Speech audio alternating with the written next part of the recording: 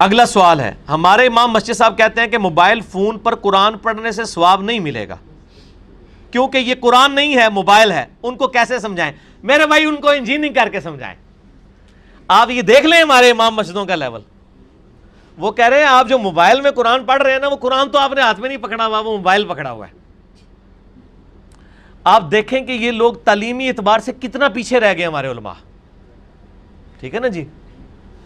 اسی موبائل کے اوپر کوئی قرات سنے تو وہ کہ نہیں میں نہیں سنوں گا، چونکہ یہ موبائل میں سے قرات آ رہی ہے امام کی، میں نے نہیں سننی کیونکہ امام تو خود ہے ہی نہیں ہے.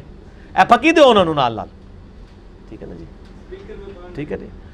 اور دوسری طرف سپیکر جس کو انہوں نے شروع میں حرام کہا، اب وہ لال ہو گیا، یہ بھی انشاءاللہ لال ہو جائے گا. یہ تو خیر مطلب کوئی بہت ہی جاہل امام ہے جس نے یہ بات کی ہے کہ موبائل فون پہ قرآن پڑھنے کے سوا. ان کو بتائیں، آپ علمی جواب دیں کہ صحابہ کے زمانے میں جو مصحف ہے نا، یہ مصحف قرآن ریٹن فارم میں، یہ کسی صحابی کے پاس نہیں تھا.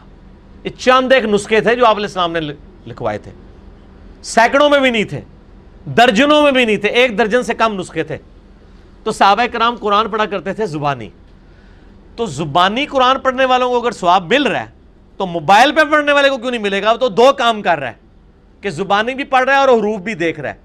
باقی جو آپ نے تیسرا ثواب نکالنا ہے کہ جی وہ قرآن چونکہ جب تک مصحف ہاتھ میں پکڑا ہوگا، یہ پکڑنے کا ثواب الگ سے ہے، یہ تیسرا ثواب ہے.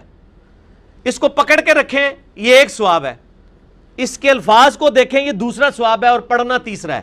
تو 2 ثواب تو مل رہے ہیں ان کو جو موبائل پہ پڑھ رہے ہیں. صحابہ کو تو 1 ثواب ملتا تھا، وہ زبانی پڑھتے تھے. موبائل پہ پڑھنے والے کو 2 ثواب مل رہے ہیں، وہ دیکھ رہے ہیں الفاظ اور پڑھ بھی رہے. پکڑنے والا آپ کی نظر میں نہیں ہے نا، چلے ہم وہ مان لیتے ہیں آپ کو خوش کرنے کے لیے، لیکن پھر بھی صحابہ سے زیادہ ثواب مل رہا ہے عام بندے کو، کیونکہ الفاظ دیکھ بھی رہے اور پڑھ بھی رہے. اے پھکی جے انجینئرنگ کران گے تواڈے نال، اللہ دے فضل نال ایسی انجینئرنگ ہوئے گی کہ بھول جاؤ گے سب کچھ. تو آج کے دور میں جو موبائل سے دیکھ کے پڑھ رہا ہے، اس کو صحابہ کرام جو زبانی پڑھتے تھے اس سے زیادہ ثواب ہے، اگر ان کے وہ لیول اور نیت بھی اس لیول کی ہو. وہ ایک علیحدہ سے بات ہے، اس میں نہیں ہم پڑھ رہے. میں اوورال گنتی کی بات کر رہا ہوں کہ ایک بندہ دیکھ رہا ہے اور ساتھ پڑھ بھی رہا ہے، یہ ڈبل ثواب ہے. اور ایک بندہ صرف زبانی پڑھا. صحابہ تو زبانی پڑھتے تھے. جامعہ ترمذی میں حدیث ہے مولا علی علیہ السلام سے کہ نبی صلی اللہ علیہ وآلہ وسلم کو حالت جنابت کے علاوہ کوئی اور حالت قرآن پڑھنے سے مانے نہیں ہوتی تھی. صحیح مسلم میں حدیث ہے، عائشہ کہتی ہیں میں حیض سے ہوتی تھی اور نبی صلی اللہ علیہ وآلہ وسلم میری گود میں سر مبارک رکھ کے قرآن پڑھتے تھے. سر اے تو وہ جواب لگ گیا جی. آپ کی بیوی حیض کی حالت میں ہو اور آپ اس کی گود میں رکھ کے قرآن پڑھیں، تسی تے کہنا ہے قرآن دی گستاخی ہے. اور نبی علیہ السلام کرتے یہ تھے، صحیح مسلم میں حدیث ہے. سر ہمارے پاس ایسے جواب ہیں، ایسی ایسی انجینئرنگ ہے کہ سارے انجینئر اور مولوی فیل ہیں، اس لیے کہ انہوں نے جزوی دین لیا ہے، انہوں نے کبھی سوچا نہیں، انہوں نے اپنی عقل استعمال نہیں کی. اور حقیقت بات ہے، جب میرے بھائی آپ سکول سے بھاگے ہوئے لوگوں کو علم دین کی لائن میں ڈالیں گے تو دین کے امام بھی پھر لوڑے لنگڑے لوگ ہی پیدا ہوں گے نا. انٹلیکچوئلز لوگ کیا آئے دین کے اندر؟ اس میں ہمارا بھی قصور ہے. کیا ہم نے انٹلیکچوئلز کو دین کی فیلڈ میں ڈالا کہ آج ہمارے امام وہ لوگ بنے جو دینی اور دنیاوی دونوں علم رکھتے ہوں؟ جو بچہ نالائق ہوتا ہے اس کو کہتے ہیں مدرسے میں ڈال دو. تو سر پھر جب دین مدرسے میں اس طرح کے لوگ ڈالیں گے تو انہوں نے لائق تو کون نہیں ہو جانا، انہوں نے بعد میں پھر وہی نالائکیاں کرنی ہے اور آپ کو اپنی مرضی کا دین سکھانا ہے. اما عائشہ کہتی ہیں میں حیض کی حالت میں اور نبی علیہ السلام میری گود میں سر مبارک رکھ کے قرآن پڑھتے تھے، زبان ہی پڑھا کرتے تھے. قرآن پڑھنے کے لیے وضو بھی شرط نہیں ہے، ہاں جنبی نہ ہو، وضو کوئی شرط نہیں ہے. صحیح بخاری میں آتا ہے عبداللہ بن عمر اونٹ پہ بیٹھ کے بغیر وضو کی حالت میں قرآن کی تلاوت کیا کرتے تھے اور پھر سجدہ تلاوت بھی کر لیا کرتے تھے اسی حالت میں.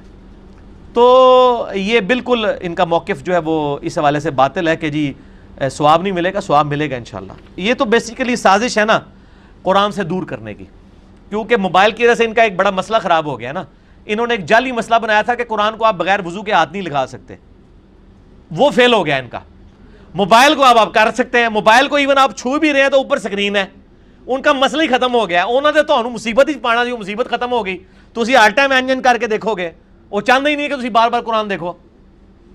فتوے بھی نہیں لگا سکتے موبائل پہ. تو آپ کو ویسے تو وہ بھی مسئلہ جعلی ہے کہ بغیر وضو کے قرآن کو ہاتھ نہیں لگا سکتے. میرا آپ یوٹیوب پہ کلپ دیکھ لیں، بغیر وضو کے قرآن کو ہاتھ لگا سکتے ہیں نان مسلم کو قرآن دینا. وہ جعلی مسئلہ بھی اپنی موت مر گیا کہ جب موبائل میں قرآن آ گیا تو اب یہ کہہ نہیں سکتے کہ چھوا ہوا ہے آپ نے. تو انہوں نے کہا کہ اس کا طریقہ ہے کہ اگلا انہوں نے گولی کراؤ کہ سواب ہی کو نہیں جاؤں تاکہ ناسی جان قرآن تو نہ اسی نہ نسن دیں اللہ فضل نال تسی داڑیاں پگڑیاں رکھ کے جو علماء یہود کا کردار ادا کر رہے ہو نا مسلمانوں گھس کے، تو اللہ کے فضل سے اسلام کے مجاہد بھی موجود ہیں جو آپ کو ان صفوں سے نکال کے اور آپ کی بدعقیدگیاں لوگوں کے اوپر واضح کریں گے انشاءاللہ۔